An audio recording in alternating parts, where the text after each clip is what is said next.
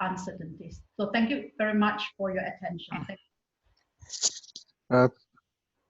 Okay, thank you very much, Professor Say Sokwat from Tunku Abdul Rahman University.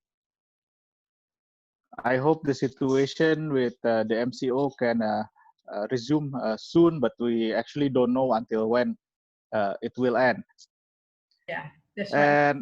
And next on our sharing session, we have a speaker from South Korea, from the Daegu Catholic University, Mr. Song Do Jin. I am sorry if I mispronounce your name. Can you hear me, Mr. Song?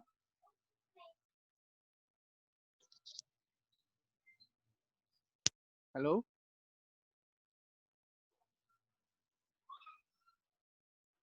Do we have Mr. Song here?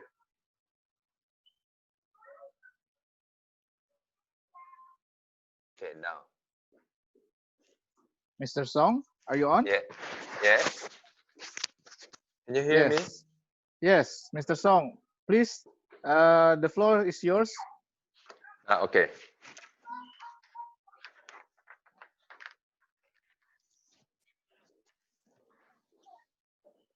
Can you hear me? Yes, Mr. Song. Yes. Okay. Please.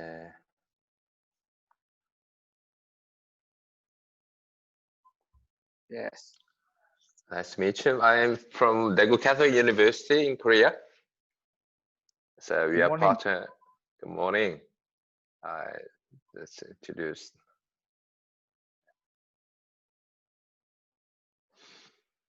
Okay, Mr. Song, you can start.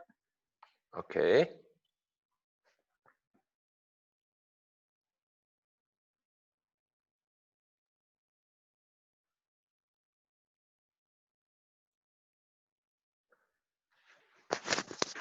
So I start with the short presentation. Daegu Catholic University, as you know, in Korea. So the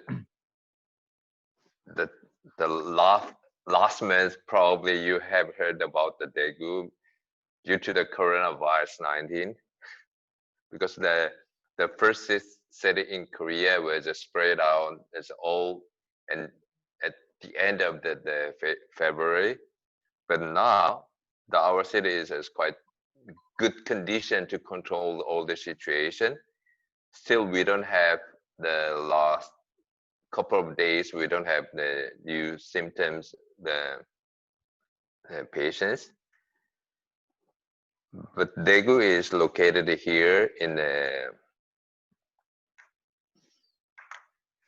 Daegu city is in Korea third largest city in Korea, Seoul and Busan and Daegu, and we have 2.5 million citizens, and then we have the different place. This EU is started with 100 years ago, 1914. Started with the seminary and Catholic seminary, and after then, and we started with the women's university, and after then we merged it together. It became a comprehensive university. And this EU has 3 different campus. The Hyosan campus is the main campus, and then after that we have the St. Justin campus, the theology campus, and we have the medical school and nursing school and university hospital in St. Luke campus. We have already 290 overseas universities, colleges in 39 countries. And the statistics that we have in numbers, we have enrolled students, 12,000 students and 9 colleges. So we have the different studies, and we have different new buildings. As you know, also in Korea, we have 4 seasons. We have during the COVID-19, we had a cherry blossom season, and in the middle of the October, we have the Golden Week. It is called the Jinkotree Road. We have, and we have the snow winter. And then first of all, we have the as international programs. We have AIMS program. AIMS program is Asian International Mobility for Students, and so this program is under the Samuel Rayet, and the member of the university can join at this program. And we are the one of 4 universities can participate at AIMS program. So we have students from different countries, especially from Indonesia. We have the BINUS and the UPI. And from Philippines, we have the Lyceum and Santo Tomas. In Thailand, we have the Prince of Songkla. And Malaysia, University of Technology Mara. And we have this collaboration with those the universities under the hospitality and tourism management, because we have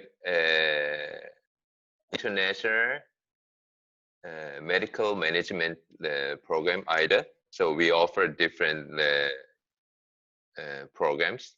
So all courses are offered in English. And we offer but not only for the tourism, but we offer different cuisine classes. We have the Korean culture classes either. And after this program, we ruling that it is called the King Sejong Institute. King Sejong Institute is National Korean Teaching Program, guaranteed from the Korean government, delivered by the DCU. So DCU is operate the King Sejong Institute in Malaysia, in Indonesia.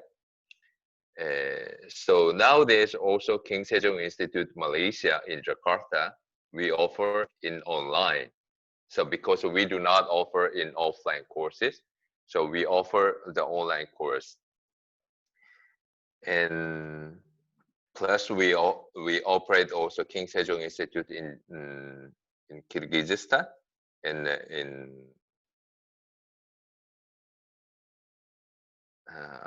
the other country. And we offer other programs for Korean students can join the program, summer study abroad program. We send the students also the BINUS, also Malaysia or Sabah or in Thailand. And as you see, we send the students UITM, also UIB and Vietnam, in Da Nang, VNUK, and Indonesia. This program is not just for the language program. This is especially for the business research program. So we can send the students to those countries. They doing market research and they're doing their business plan. And also we offer the short-term program in Korea. For example, we hosted the Indonesian Ministry of Education for Teachers Training Program last year. We offered, as you know, in Daegu started the Samsung group. Samsung conglomerate group started in Daegu City.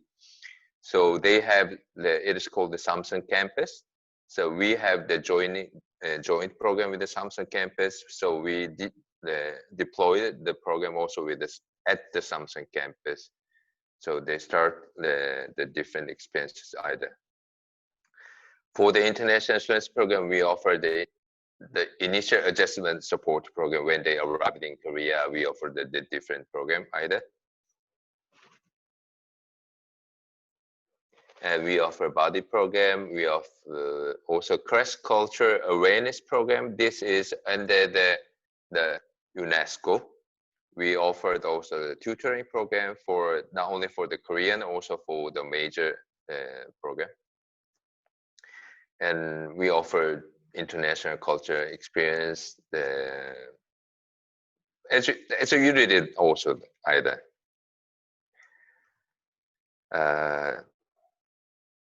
Yes, the last 4 years, the DCU has selected a different Korean government fund program. So it means we have many fund from Korean government. So it is called the Top Software University Summer Study Program and the King Sejong Institute Program. And the leaders in the Industry University Cooperation, International Education Quality Assurance, and so on. So now I show you the short video. So this is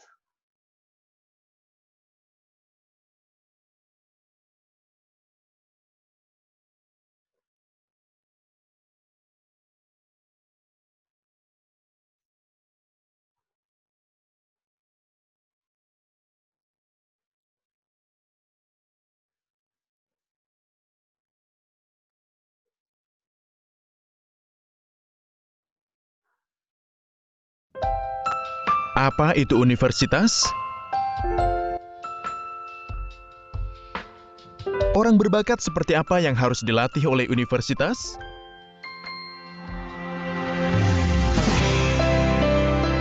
Universitas seperti apa yang menjadi universitas benar?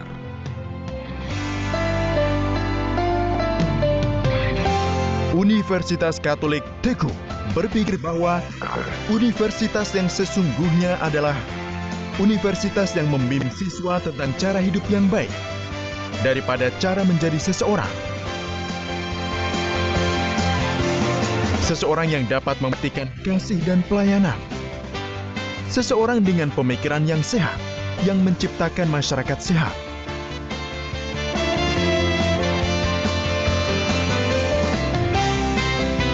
Dan seseorang menjalani hidup bahagia dengan mengembangkan kemampuan dirinya daripada mengikuti orang lain. Universitas yang membimbing orang-orang tersebut adalah universitas yang benar menurut kami.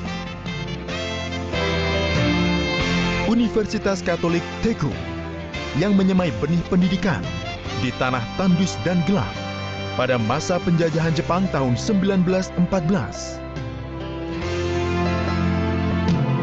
Tekanan penjajahan Jepang, Perang Korea, industrialisasi dan demokratisasi di tengah periode bergejolak pada abad ke-20, Universitas Katolik Teguh tidak berhenti membunyikan lonceng untuk membangunkan dunia.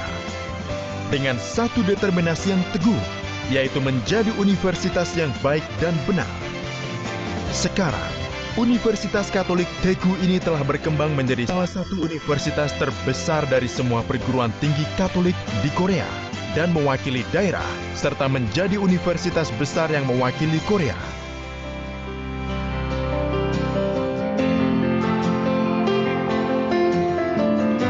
Dalam gelombang perubahan, era revolusi industri 4.0 ini, kami sedang mewujudkan nilai-nilai pendidikan universitas yang benar.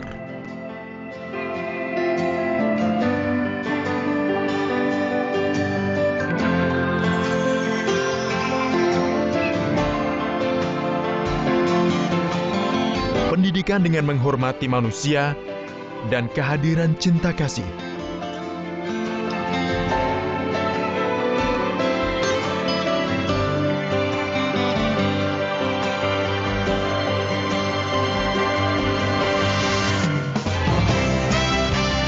Pendidikan yang membuat kehidupan mahasiswa lebih berharga.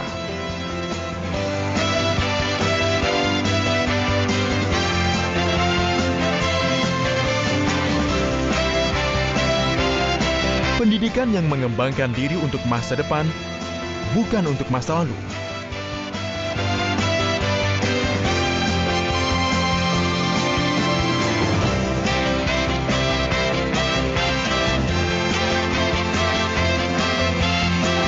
Aula pendidikan yang berakar kuat dan bersumur dalam. Universitas Katolik Teguh berjalan menuju abad baru.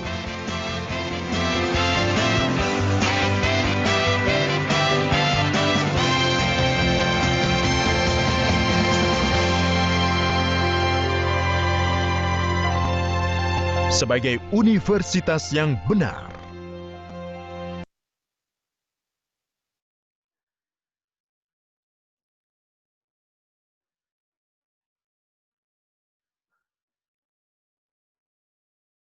So now just introduce about the how deal with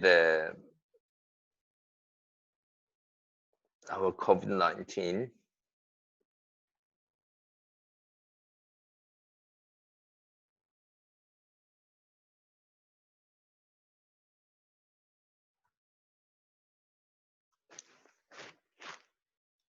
Can you see the note?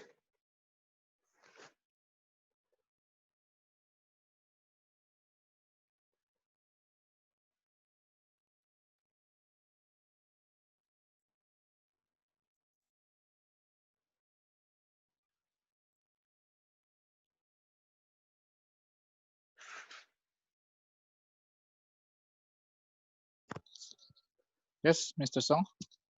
Can you see the note? No. So wait. No, we still cannot see it. You just see it, right? Yeah. Now, okay. Yes. See the note. Okay. Yeah, please continue. Okay. Okay, great. So in Korea, started in February. In Daegu, started in February 18. It is called the patient number 31, and then after that, exponentially the number of the patients is increased. So after then, the older university, it is closed until at the end of the March. And then after then, we started but instead the 13th March, we started the academic year, because in Korea, all the academic year started in March. So we started the academic year in 30th of the March, but the 1st of April, we started with the online course. So online courses started. So all the equipment offered by the university, but the professor or instructor or the other professors can joining by their home. But the students can follow all the online courses. We offered if the students cannot follow online courses, especially international students, we had the support, the online course support team.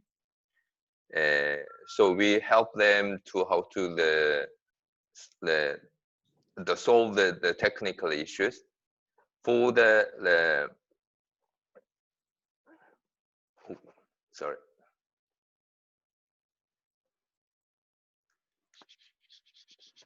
So, for example, as an international student, the internet connection, the environment is so different. Especially, so we offer the students to joining the different type of the tools. Especially, we use the LMS system. But sometimes the LMS system is quite heavy, so it is required not the Wi-Fi. It is instead of the wired connection. So we offer the courses also the Google Meet. It is quite good, but unfortunately in China it is not easy to connect with the Google Meet. So we use the MS Office Teams. We use less Zoom, because the Zoom is also have their own benefit, but we use the Google Meet and the Google MS Office Teams because they are more good how can I say, the file and test. They offer also LMS system their own. So more advantage with this system.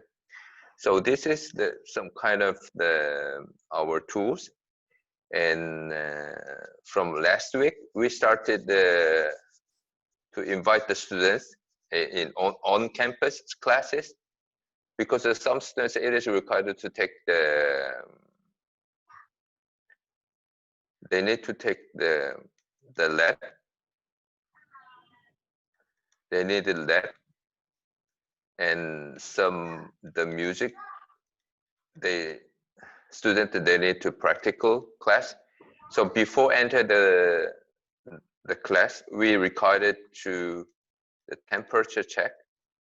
We have the immune check all the entrance building. In building, so we offer the entrance check.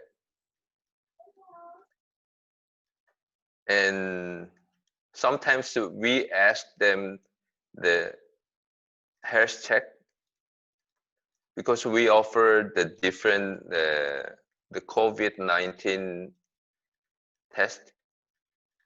If the students some symptoms, we offer the COVID-19 test. So after then, we do not gather all the students, but we offer in necessary situation, we offer the very diverse support system, so they can follow all the class without accents. So everything is, we are still under control, but unfortunately we cannot finish all the issues. So still we are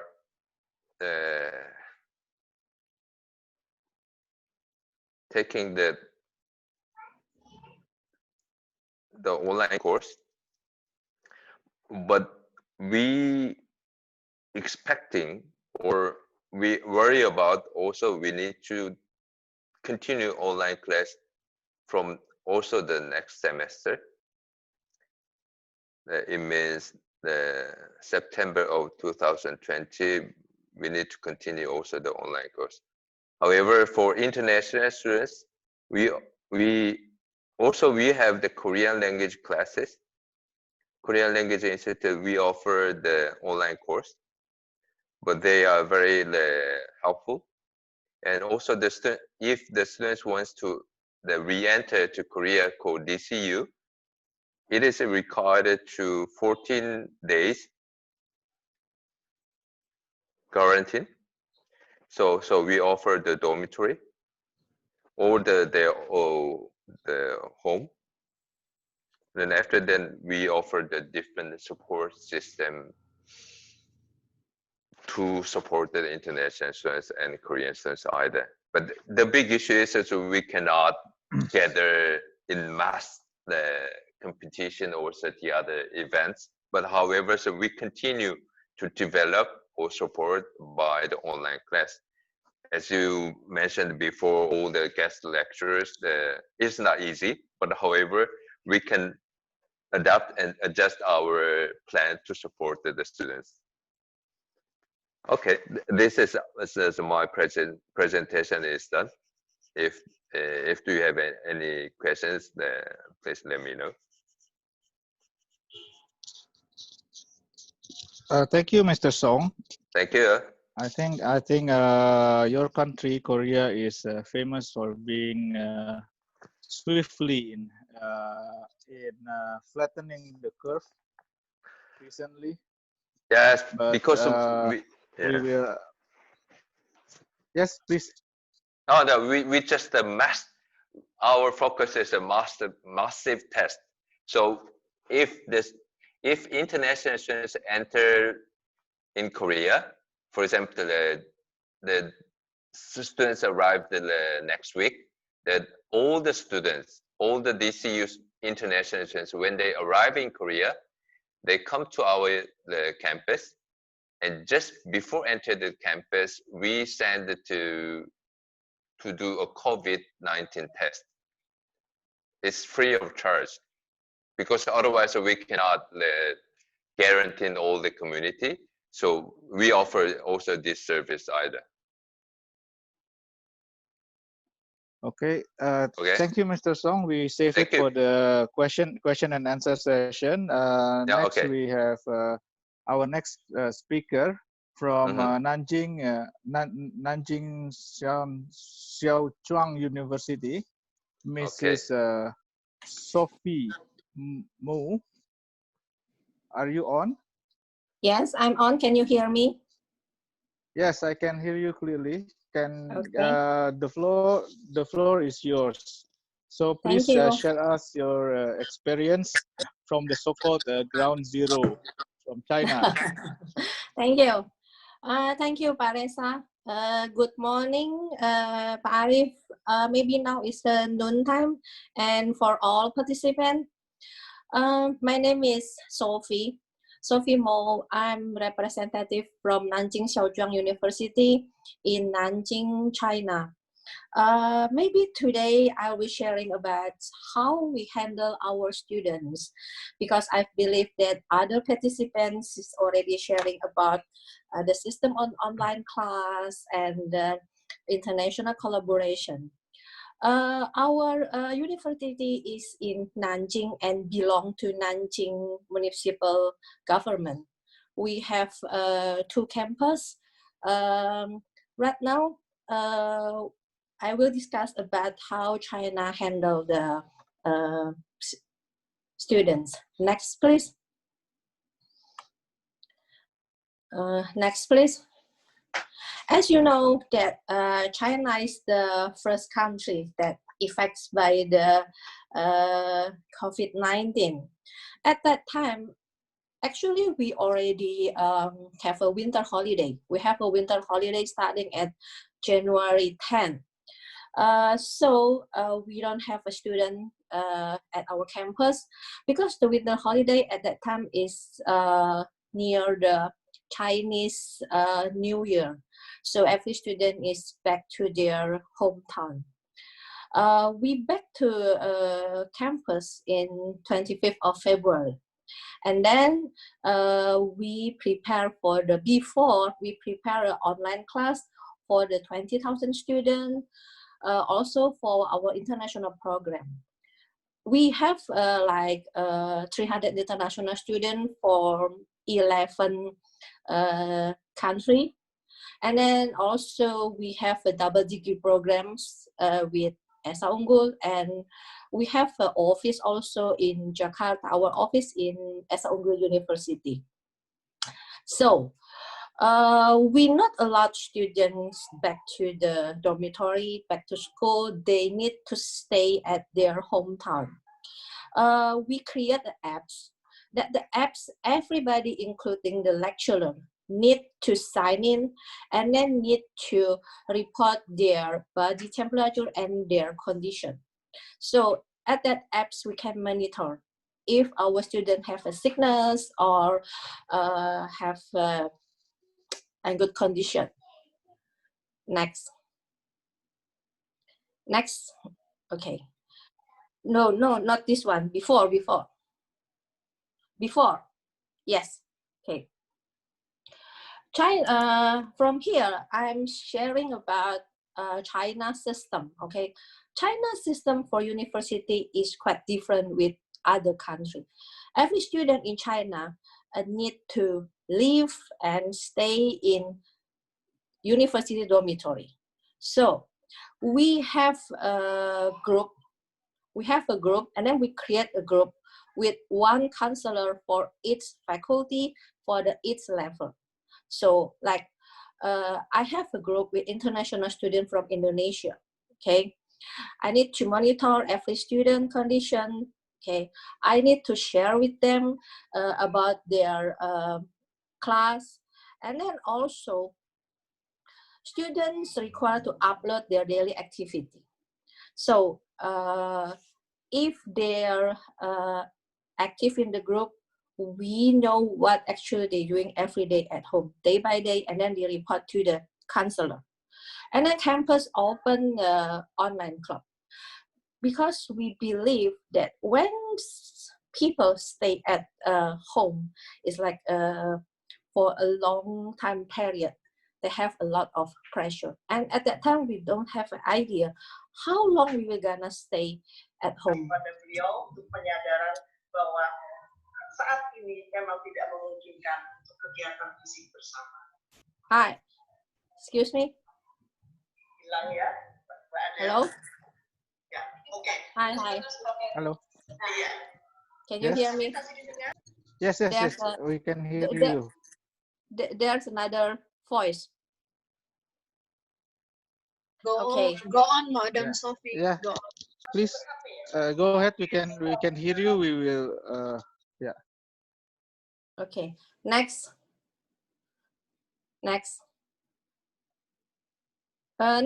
Yeah, this is the daily of our student. In the group, they will upload their daily activity, and they have like to share. Oh, today I'll do this. Today I do that, and then I think this is good for the competition. Like next.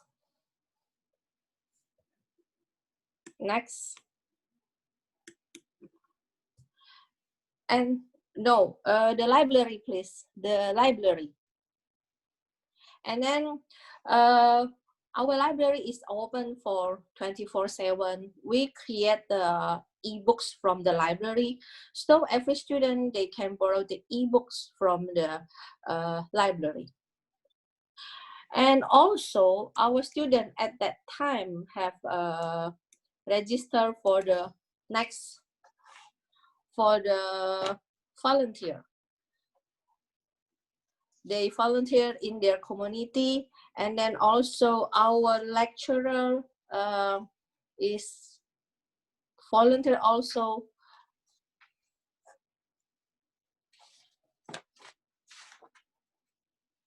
They donate masks and health equipment to Wuhan, and our student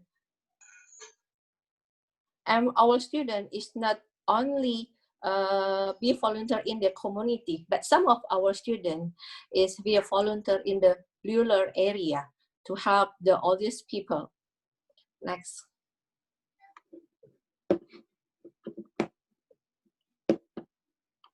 This is our university in during the COVID period. Okay, we clean up the campus. Our main campus in Nanjing have like 100-acre area, and then we clean up all the class, laboratorium, and then also the building for class also. Every day in our group, in every group, we encourage students, and then we sharing about a daily life. It's not about only study, but the daily apps, and then we share it with them about the good movie, good music, and then we discuss about how they live life, because we know that we've been locked down in our home for almost 7 weeks, and then China is different maybe with other countries. Lockdown is mean we cannot go out. Nope, we cannot go out, even go to shop to the supermarket. How we shop in China for our food? We have a volunteer. And we have a group. So if we want to buy some stuff, they will deliver to the community. So it's imagine that you lock on the house or apartment, okay, for maybe a month. It's like you can go out. It's sometimes make me like crazy. Next.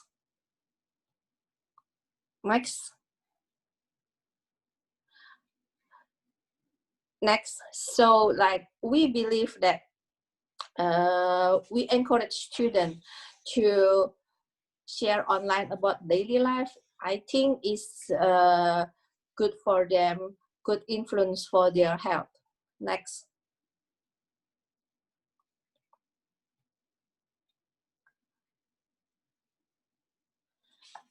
So right now we are back to campus.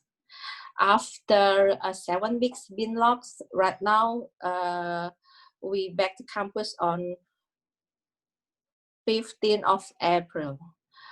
This is our campus situation right now. Maybe I can have share some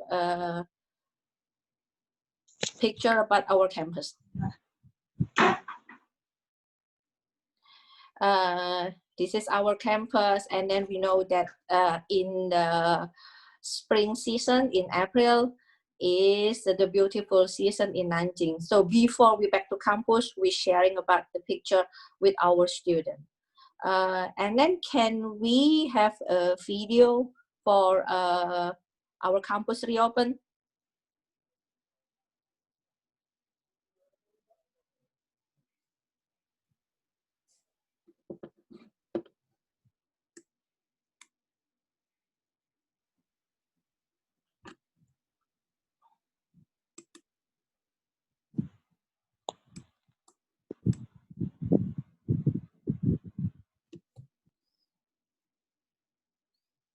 I think we're waiting for the video from the host right now.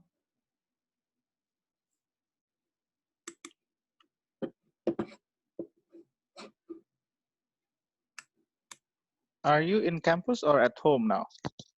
I'm in office right now. Oh, in office. Okay. Yeah, I'm office. We back to everybody back to campus right now. All our student is on good health, and no one has been infected when we back to campus.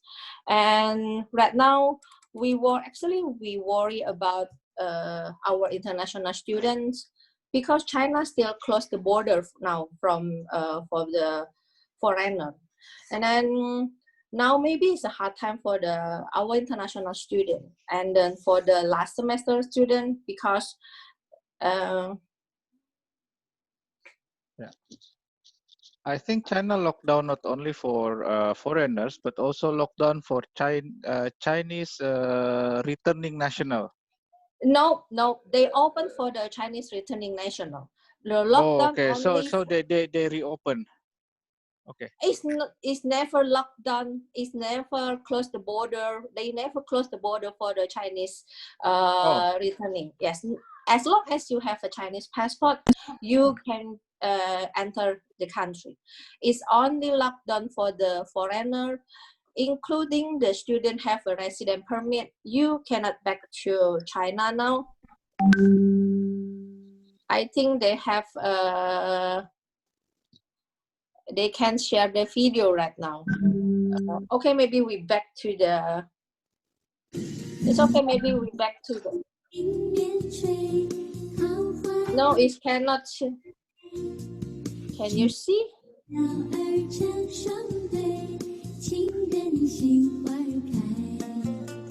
No, it cannot share. No, I think it's hard for them to. Actually, now we have a problem with this.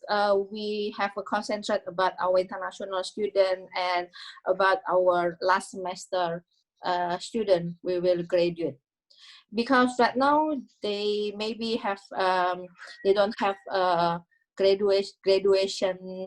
They don't have a graduation, and then they need have a graduation online, and then they.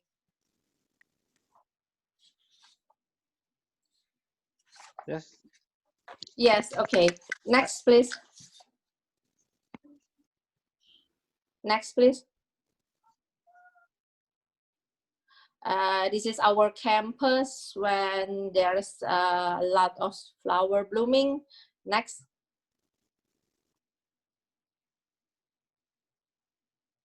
Okay.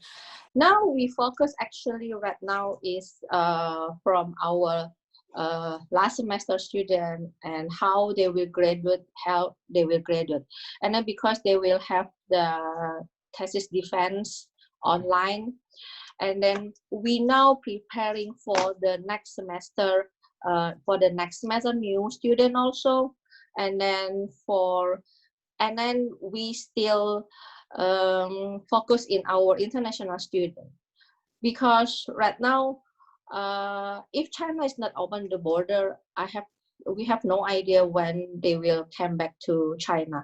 And then for the travel restriction, it's hard for them to find a ticket also to back in China. Next.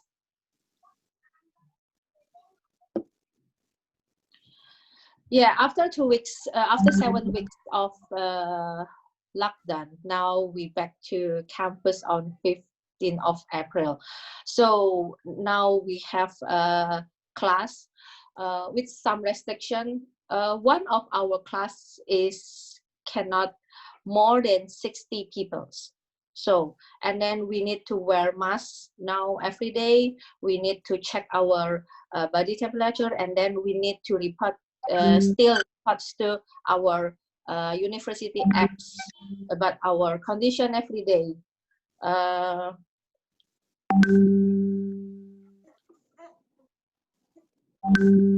Next. We do have some international seminar online, and then, but right now we is limited on international collaboration for this COVID situation right now, because like I said before, we focus on our students and focus for the next semester, opening for the new semester. I think right now situation is Indonesia is like quite been worry, but we do hope Indonesia will be recover soon, and then our students can back to China. Next. Next. This is from the minister.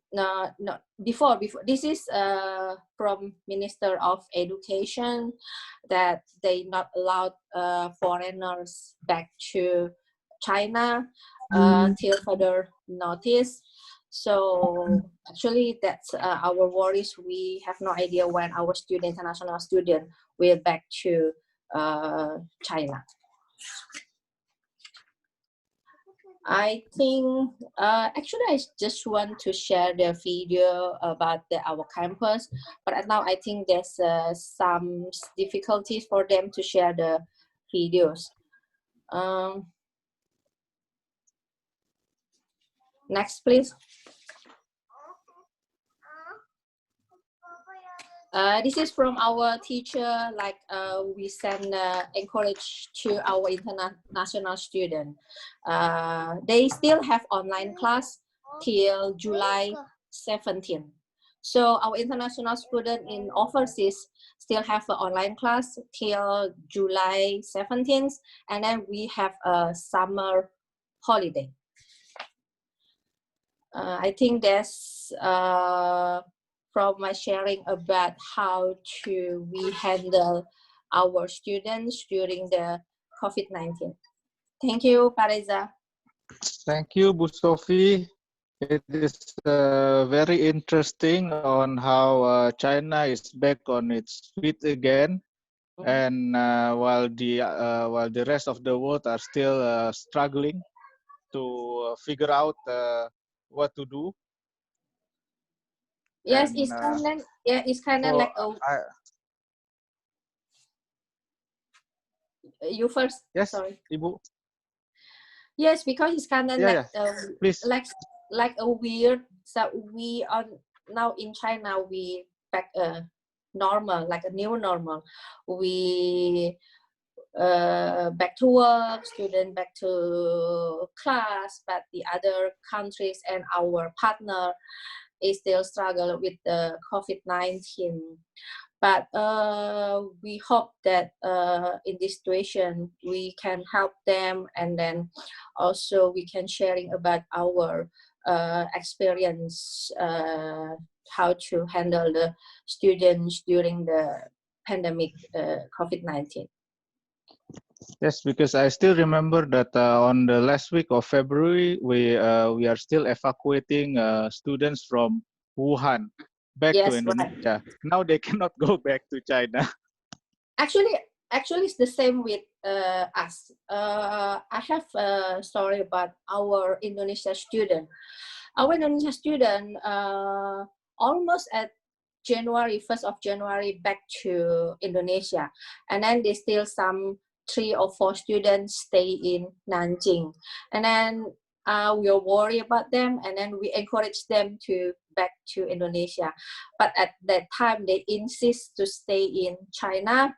But after we discussed with them, and then they agreed to back to Indonesia. At that day, I think in 4 of February, I think.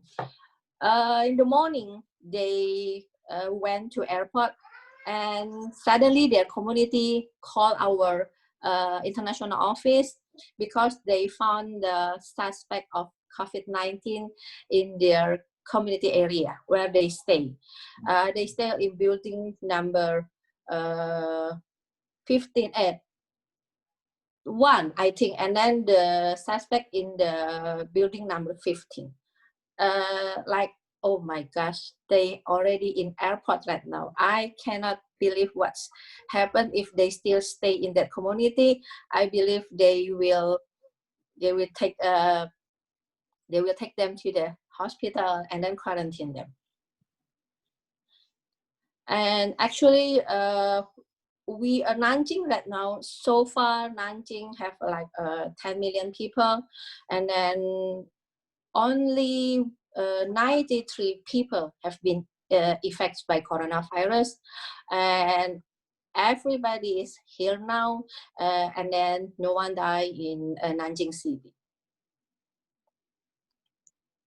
Thank you very much, Ms. Sophie, for the sharing session. I've heard from the organizing committee that we have some connection. Yes. We have some technical problem from our friend in the Philippines, Oh. and that the organizing committee is going to share a video. Is the video ready? I need to ask Pak Franz.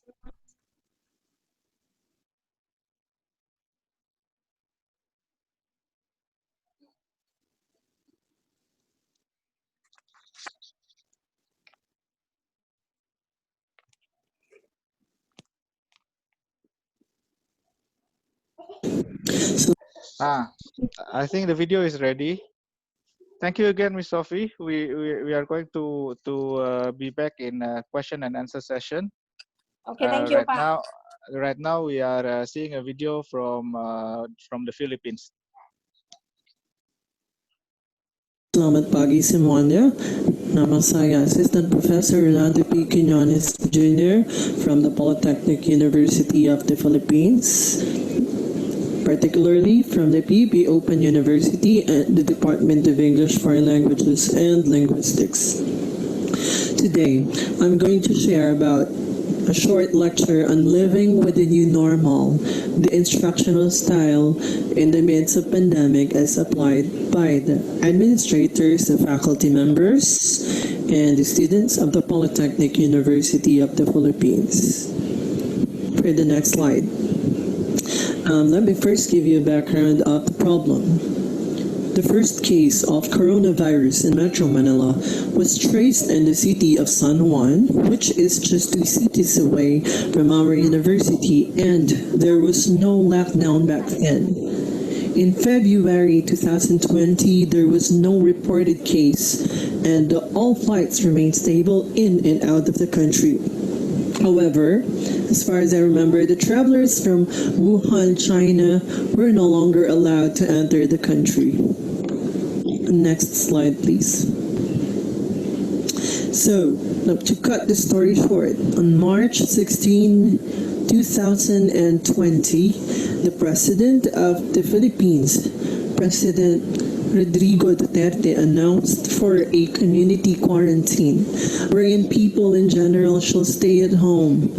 However, only those who are aged 21 to 59 years old are allowed to buy groceries and medicines and other essentials for their family members.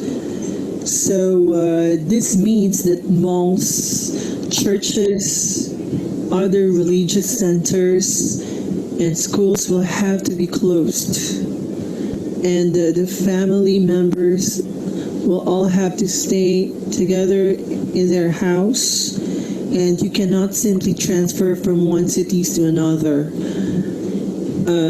Only Grab delivery riders are allowed to go out and ride their motorbikes, and social distancing has also been fully implemented. And really, the students back then had to stay at home. So only one family member from 21 to 59 years old shall be receiving the quarantine pass, which is the identification card that you have to show to your district officer before you go out of your street or place. And it's the same document that the police and the army will be looking for as you go to the wet market or to the pharmacy or wherever you need to buy the essentials. Without it, you might be asked to pay a penalty. Next slide, please. So the community quarantine in the Philippine setting meant early suspension of classes, just like what I've said. PUP is still using the old academic calendar, so we open in June and end up in March. And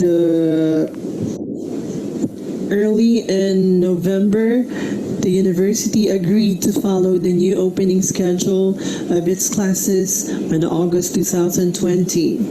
So the second semester usually ends in March, and the graduation ceremonies are held in May 2020. And because of the calendar shift, that will have to be changed. So basically, this academic year, we are still expected to end our classes in March. Usually, the second week of March, we give final examinations. Next slide, please. So, due to the growing number of positive cases of citizens with nCoV in Manila, the community quarantine has been extended and has been called ECQ, or Enhanced Community Quarantine. Now, you might be asking, what were the downsides of ECQ among the students and the faculty members of our university?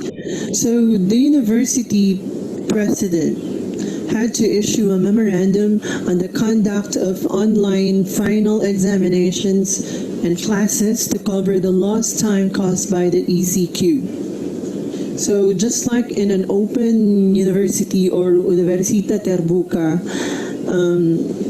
professors might use applications like Zoom and Skype to do conferencing to their students, or maybe to administer online examinations. So in the first week, many students and faculty members faced the challenges of going online to comply for the remaining requirements. So some problems have been raised in the first week of the implementation of the online classes. So what were the common issues? Next slide, please. Internet connection is intermittent. It means it goes off and on due to the student's location. Most of them, 2 days before the announcement of the ECQ or the lockdown, they decided to go to their respective homes and their families outside Metro Manila. That is to save money as well, because if they will be staying in their dormitories in Manila, that will be an added cost for their expenses. So students and faculty members outside the allowed age range for ECQ cannot go out to have mobile phone prepaid data. So internet cafes were also closed due to social distancing rule. And the older faculty members are not that familiar with the new instructional platforms. So Schoology, for example, Flipboard, and yeah, Zoom has been very challenging for the faculty members who would like to reach out to their students. Next slide, please. And now, as a solution to the problem, the Vice President, upon the approval of the President of the University and the Board of Regents, issued a memorandum on the cancellation of all final examinations and online submission of the remaining requirements for the semester. This is also due to the requests of many students who cannot really go online because of signal and connectivity issues. So what is the impact of the cancellation to the students' rating? Nothing really, since the faculty members will only use the existing records from October 2019, the first week of March 2020 that covers the second semester of our school calendar. So because of this announcement, final examinations and final requirements have already been canceled, and we can only make use of whatever scores or students' rating we have on hand. Because of this announcement, students had peace of mind instead of worrying about online submissions. And also faculty members were able to focus on the early computation of online recording of rating through the PUP online portal. So the PUP online portal has the information, it has the message boards and announcements, and also that's where students log in to see the ratings for every course that they take up. So that is also the same site where faculty members encode the grades, and afterwards the students will be able to see them using a unique password and username. So what about the status of the foreign students in PUP? PUP caters the needs of both the undergraduate and graduate school students from China, Vietnam, Nigeria, and Turkey. Some of the students were able to go back to their countries, while some just decided to stay in their dormitories nearby PUP because they had difficulty booking flights, which has been very, very difficult to find few days before the announcement of the lockdown. How do we assist our local and foreign students who are nearby the university? PUP officials initiated a fundraising drive which aims to provide assistance to those who are living within the vicinity. So also through the Science Research Center of the university, Dr. Armin Coronado initiated the production of locally produced alcohol, which has been distributed among the students of the university. This has been funded by the university as well, because alcohol has been very difficult to find anywhere you go. So the university decided to formulate its own and finally distribute it to our frontliners, the security guards, and yeah, the students who are living nearby were called upon on different schedules while observing social distancing, of course. They received their alcohols and other goods from the university. Next slide, please.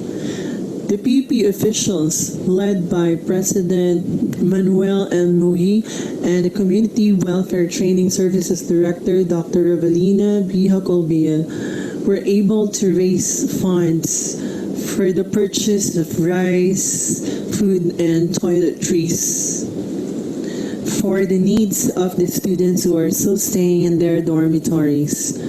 Through the International Affairs Office group chat and page, students were able to receive the announcements on the university's food and toiletry packs. The food distributions were scheduled once a week for the whole month of April and May, and funds were coming from the PUP graduates and also from the university directors' donations through their salaries. So health check surveys are regularly answered by the local and foreign students online. The university coordinated with the national government, who provided free vehicles to transport the students back to their home. Constantly, the class advisors, just like me, of the senior high school and college students are communicating through the class group chat to initiate free reviews and lesson discussions that do not require data through the messenger. So those students who have DSL connection at home have been encouraged to enroll in the Bahasa Indonesia online class through the basic Facebook Messenger, and yesterday they have just graduated. So 16 students graduated in the online Bahasa Indonesia courses, which is in partnership with the Republic of Indonesia Embassy in Manila. So what are the directions of PUP now? There are two pathways that we are leading on to. We might just shift to the pure online classes starting August, or it could be on a blended mode wherein our college and the senior high school students will just be asked to report physically to our school for at least once a month. But I think to avoid local transmission of the coronavirus, I believe that the university would be more inclined into the pure online instruction, wherein faculty members will just be distributing modules and will be giving lectures through the Zoom or Skype, or maybe we will be recording our videos and we'll be sending those to them on a weekly basis, together with the module and task sheets that they need to accomplish. And I think that will be the system until the end of the first semester, because our university is very much concerned of avoiding the local transmission. So that is one way. As far as the basic education is concerned, I've heard through the news that the students will go on pure online, and their other option will be for the teachers to go to the students' houses and then teach them on a tutorial basis. It's like one-on-one instruction this time, just to avoid the students from going to their schools and having this chance of catching the virus from their classmates, because we are all aware here that not everyone who possesses the virus would show symptoms. You could be asymptomatic. That would mean that you may not be showing any signs like fever, cough, or runny nose, or muscle pains. So there are people who are reported to be positive, but they look like they're really healthy. So far that's the pathway that we are leading on to, which is, I believe, more of an open university style of instruction, at least for this year. So we really hope that students will get by, and the connectivity problems will be addressed soon. So that would be all. I hope that you were able to get an idea on how our university is trying to combat the coronavirus, while at the same time maintaining quality instruction with the use of technology.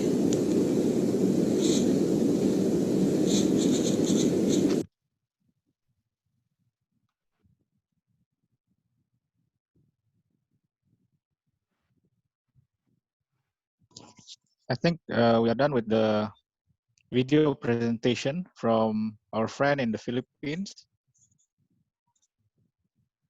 Right now we have our last sharing session with the Indonesian Attaché of Education to the Philippines.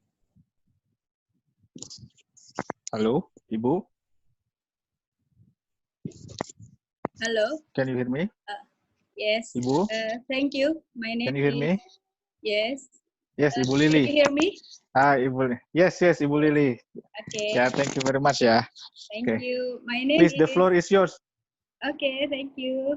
My name is Lili Nurlaili. I'm Education and Culture Attaché in Ministry of Education in Indonesian Embassy, Philippines.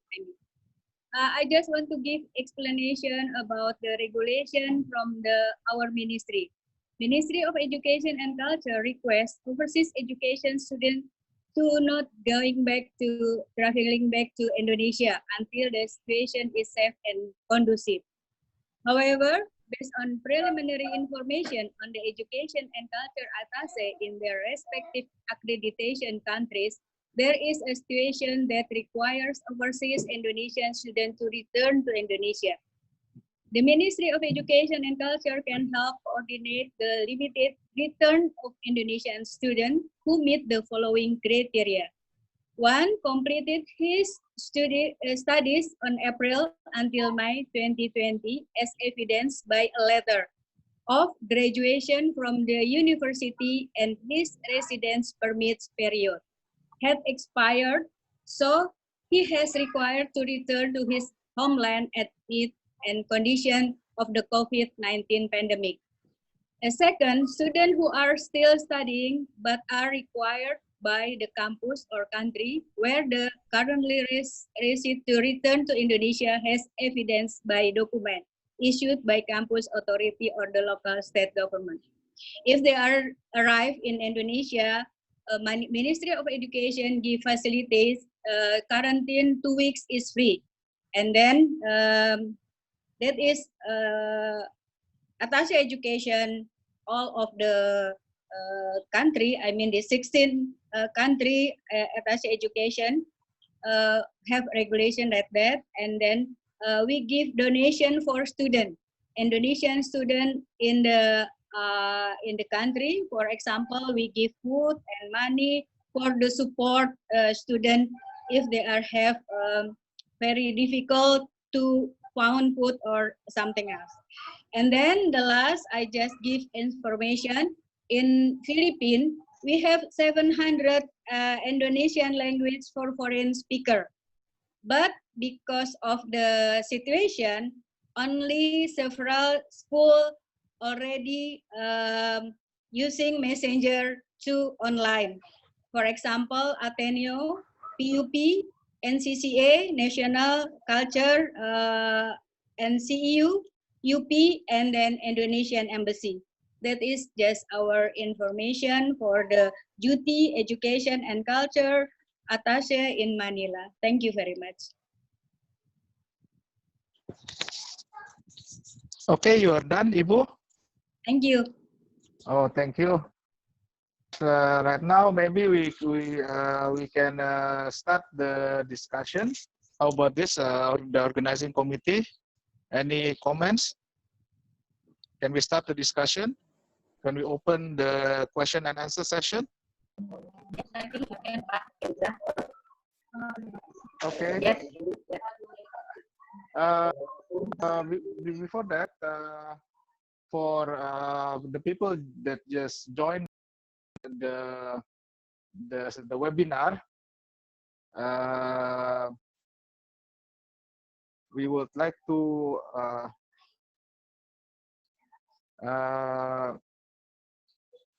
please allow me to share this to all of us, especially to those who are for our guests.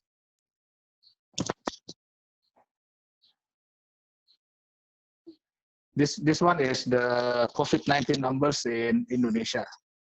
Can you see it?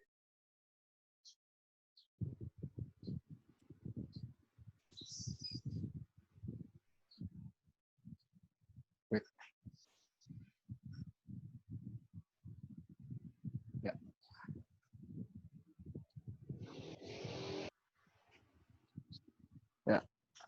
we have always daily increasing numbers with no sign of flattening the curve here in Indonesia. Some are worrisome. 4 provinces in total has applied the the so-called PSBB, or in English it's called the large-scale social restriction areas. 2 of the provinces are in Java, and we have in total right now more than 15,000 cases positive, with 1,028 people has deceased, died, and around 256,000 is risk of infected. We have on foreign national, we have right now 619 cases with a positive of 104 cases, and observe people of 306 and 22 death. So that is the update for from Indonesia. Is there any question and answer?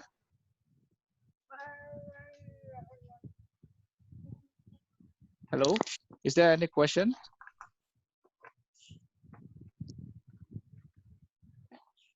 Saya mau tanya, boleh nggak ya? Yes, please. Can you? Okay, thank you silakan, for. Yeah, thank you, Reza, for time given to me. My name Agung Diatmika from Faculty of Economic Management of University Esa Unggul. I would like to ask to Miss Song, from Malaysia, from Malaysia. Hang on, let me see. Miss Song, can you hear us? Yeah, Miss Song, can you hear me? Miss Song? Yeah, Miss Song, yeah. Okay. Miss Sok, I think thank you very much for your presentation. It was like how to marketing your university. Based on your presentation, I think we well know now about the University of the ULIN in Malaysia. So I think my question actually is related to, as you mentioned, that there are 28,000, right? Your student, right? So out of this amount, how many from Indonesia? How many? Yes. Okay, we have very few international students. Oh. We have very few international students. The bulk of our students, probably 99%, are actually local students, because we only opened to recruitment of international students about 3 years ago. 2017, we started recruitment, right? Mm-hmm. So out of probably about 70 plus international students we have currently with us, I think about 20% are from Indonesia. Mm-hmm. So that's about slightly more than 10. So currently, all the students of Indonesia will start their study from the first years till the end of the years, till they graduated? Yes, they come for the full program, all right? Mm-hmm. Either they do a bachelor with us, or they do foundation program and then progress on to bachelor. They are full-time, full duration students. So is there any opportunity for us from the Esa Unggul University to collaborate with you, where the student can be study half period in Indonesia and the half period in Malaysia? Yes, we are open to that. That's good. Yeah, because I think this is a good opportunity for us also, to develop our people here for certain years, and then after that we can move them to, to Malaysia. Yes, because in the list of actions that we have taken for internationalization, I have actually listed one, which is collaborative program with foreign university. So we are open to that. Any model we can explore. Of course, it has to meet the requirements of both countries' authorities' requirement, both Indonesia and Malaysia. We are fine with that. Okay, I think that's my question. I hope that we'll be able to communicate with you later on, maybe through email, or maybe you can share your email later on. Okay. Okay, thank you. Yeah. Bye. Thank you. Any other question? Pak Reza, can I have my question? I'm Lucky. Yes, please. This question is to who? To whom? Actually, I have a questions, but I want to know the obstacles, especially for the presenters. But if you think that's going to be very more, then I think I will choose the Korea from Mr. Song. The question is that actually I want to know the obstacles. Wait, Mr. Song, can you hear us? Yes, I can hear all of you. Okay, please go ahead. What are actually obstacles, sir, faced by schools or university or parents at home, or also education stakeholders in your country during the online learning or distance learning? Since actually, let me introduce, I'm a teacher in senior high school in Subang, Indonesia. And the second is very simple. How are the problems solved, sir? Thank you. Thank you, Pak Reza. Thank you. The first question, the issue is that, the Korea started the academic year the 1st of March, but the COVID-19 in Korea disrupt it the middle of the February. So we cannot start the academic year regularly. So we postpone by 2 weeks and 2 weeks. So still we all the from the kindergarten, elementary, middle, high school, they cannot go to the school, but they be offered by the online courses. The online course is okay. So all the students from elementary, middle school, high school, they offered by the government. All the online coursework, how can I say, they're managed by the Korean Minister of Education. They offer the online courses, the online checking, etc., etc. The big issue is some families cannot, they don't have the laptop or etc. to follow the online course. So the schools, they rent to the family who need to be equipped. So actually all the environment to follow the online course is supported by the government. The Minister of Education, they support it, and the provincial, the Minister of Education branch, they offer these courses. And sometimes so many families, the father and mother goes to the work. So also the schools offer some teachers can follow the students either. And the issue is the students the class is okay. The big issue is they cannot join together, they cannot meet each other. But also we call it new normal, this situation. So we cannot return before the COVID-19. So we need to prepare the new normal after the COVID-19.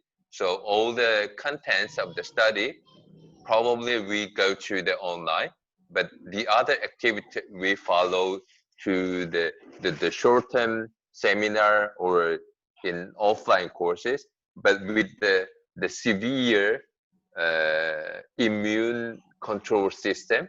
So we follow, so we need to register all the activities. We need to register all with the smartphone. So we set the QR code, etc., etc. So we somehow share our community life with the students and high school and middle school and etc. And yes, so we somehow share with this one. Any other additional comments from the other speakers as might have some similar situation to face?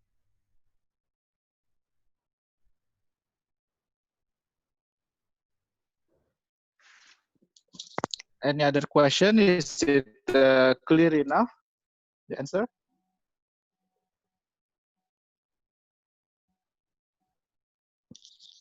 Do we have other questions here? I think Mr. Arya. Okay, Mr. Arya, please unmute. Hello? Yes? Yes, I think. Hello. Yeah. Thank you very much. Can you? Yes. Yes, thank you Please. very much. I have two questions. The first, you showed impressive numbers within the 4 nationals infection rate in Indonesia. But by any chance, were you able to decipher which ones were students and which ones were workers or professionals? And my second question is, I think early on we had a explanation on industrial education. I think there's a component of a hands-on approach. How would you address the deficit in terms of reality on the screen when it comes to the hands-on approach? Could we perhaps explore 3D or holograms or something like that? Could that be perhaps the solution? Thank you very much for both. Thank you very much, Pa Arya. Actually, your first question is very much on what I'm doing on daily basis. Is I'm responsible to keep count on the on the foreigners infection cases in Indonesia. I think if we have Ibu. If the admin can share the first while we are waiting, I have shown some of the dashboard. Maybe it can be shared again through this forum and see the infection rate amongst foreigners in Indonesia. But it also can be accessible in the COVID-19 .go.id website. Also in Indonesia, in the case of Indonesia, people are worried right now that we haven't seen the peak yet. So there is no sign on the flattening the curve. Thank you. Yeah, and regarding the second question of Dr. Arya, is maybe directed to our colleague to our friend in Korea and our friend in Malaysia, who has talked about coping with the industries and related industries on how a study can be done. Pak Reza, before yes, we move on to the second question, I'm seeing the COVID response, what you had delineated earlier prior to the start. And is there a way to know which of these are students? Students in Indonesia? No. Okay. It's only categorized by age. Okay. We can know it by age, but we cannot know the status. All right, thank you. Thanks for the first question. Answer. Yeah. I think right now we can move to the second question. Who wants to take on Pa Arya's question? I think our colleague in Korea has mentioned about coping with the industries, and also from the Tunku Abdul Rahman College University in Malaysia. Are you there? Can I have a clearer understanding of this second question? Yes. All right. Are you referring to practical classes, or are you referring to work that we do with the industry?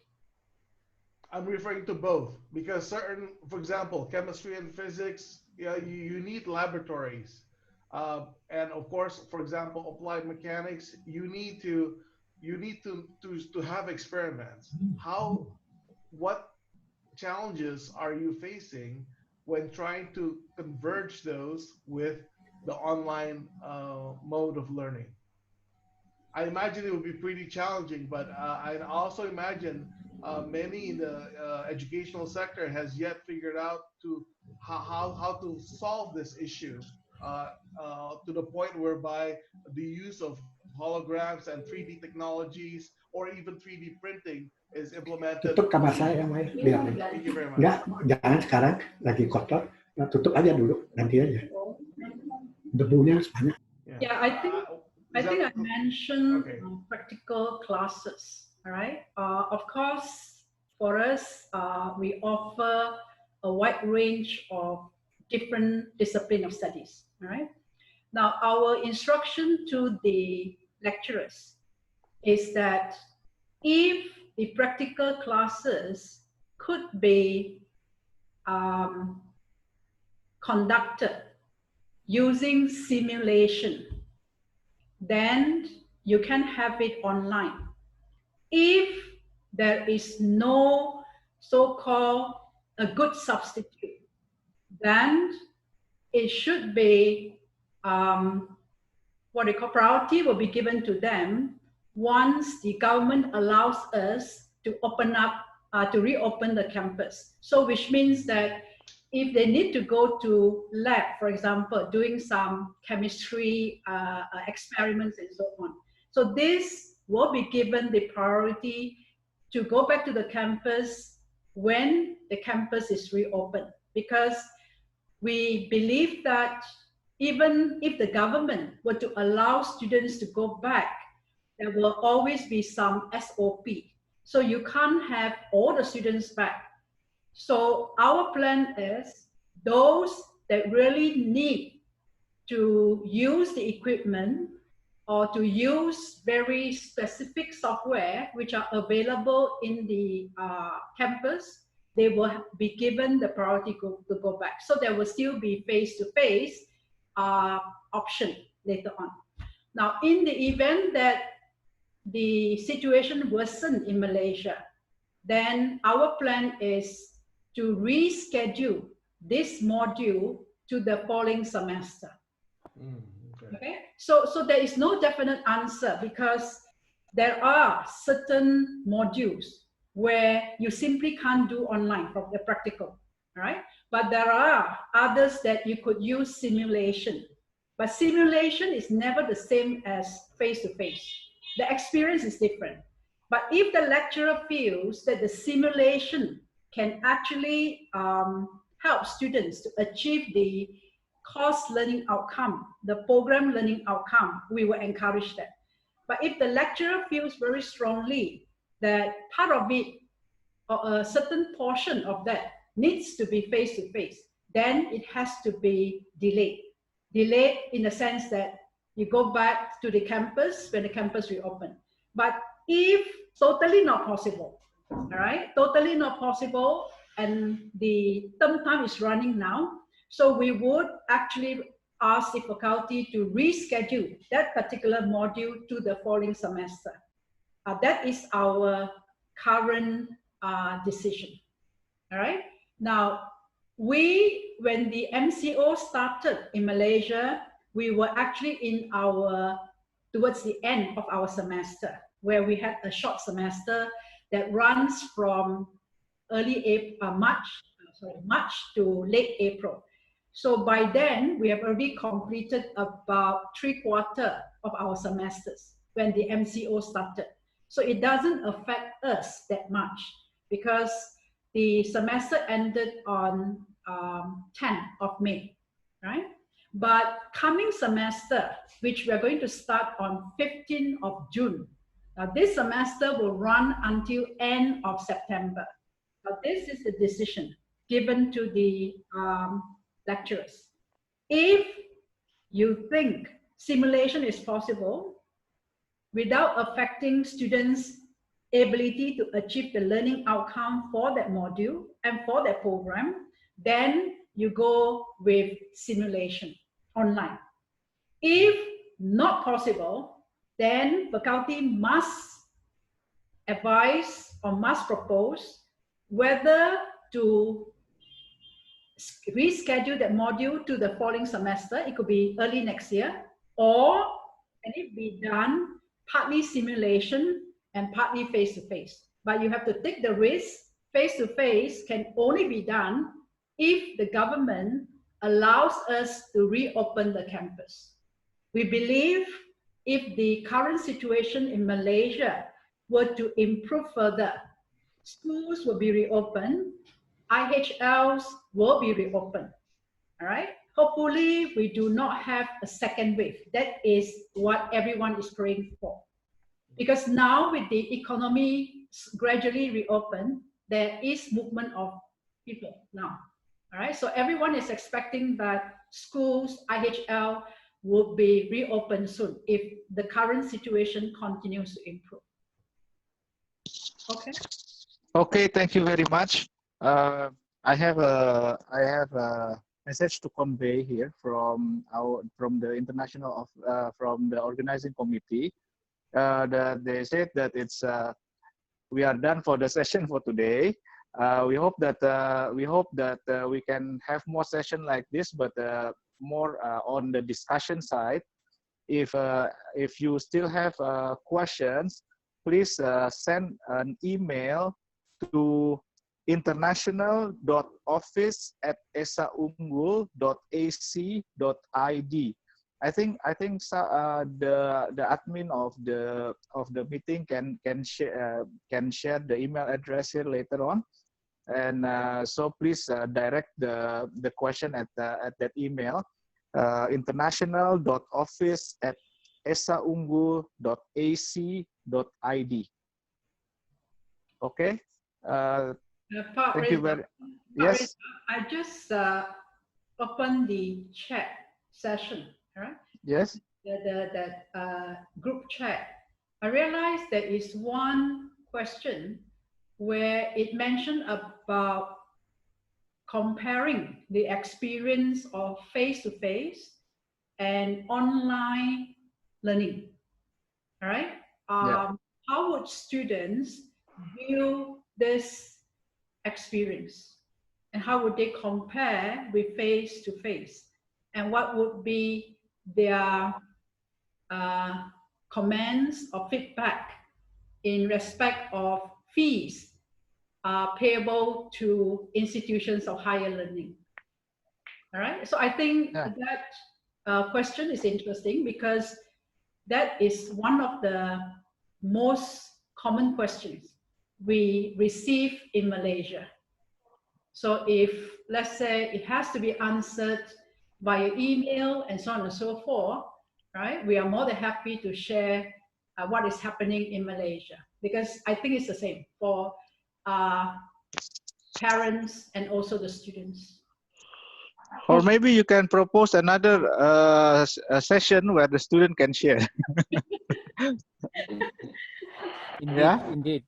I believe, all right, because we are also handling a lot of inquiries from students, from parents, all right. Of course, we are not able to give, I would say, answers that they would love to hear from us, right? But I think based on the current situation, we do our best to give them an answer that is rational, you know, for both parties. I think it's the same everywhere, because we have read this issue everywhere in the social media, in the reports and so on and so forth. And it's also one pressing measure, pressing what you call question that is that all the IHLs in Malaysia face now. Okay, thank you very much, Ibu. Right now, please the organizing committee for the closing. For the next session, we hope we have more discussion time. Thank you. Thank you. Thank you. Okay, thank you very much, Pak Reza, for leading the discussion. And I think now we come to the end of the discussion today. I would like to thank all the speakers for sharing the information and knowledge. Hopefully that today's sharing is useful for all of us. Last but not least, also thank you very much for Pak Arif, Director of Esa Unggul University, for participating and also supporting today's discussion. Thank you very much, and bye-bye. See you again at the next session. Thank you. Thank you, Pak Arif. Thank you, Pak Arif. Thank you. Thank you so much. Thank you. Thank you. everybody. Thank you. Thank you very much. Thank you, Esa Thank Unggul. you very much. Thank you. From Polman Bubble. Thank you. Thank you, everybody. Thank you, everybody. Bye-bye. Bye-bye. Thank you, everybody. Thank you. Bye-bye. Thank you. Thank you. Bye-bye. Thank you, Jeff. Thank you. Thank you very much. Kalau kita boleh double J.